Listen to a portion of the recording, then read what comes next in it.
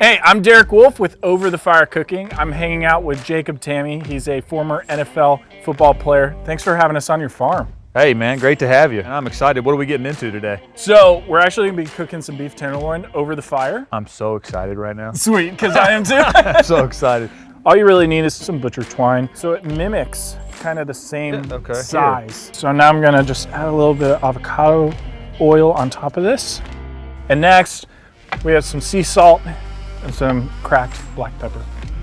So prep is done. So we're gonna pour ourselves a little bit of bourbon, and then we're gonna let that sit in the fridge for a little bit to rest and get the seasoning on it. Thanks, sir. Cheers. Cheers. All right, so we got it out of the refrigerator. This butter sauce is really easy. All it really takes is a lot of butter. Nothing wrong with a lot of butter. Chopped up garlic, rosemary, and then we got some thyme.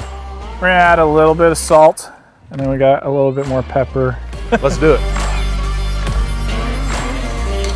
You're kind of like the Peyton Manning of cooking over a fire. Well, see? He's amazing, but I mean, I'm not just you. He's not you, though. He's no you. I know what you're saying. He's amazing, but he's no me when it comes, It looks phenomenal right now. We're getting pretty close. You can see, I mean, it's already changing a lot of color.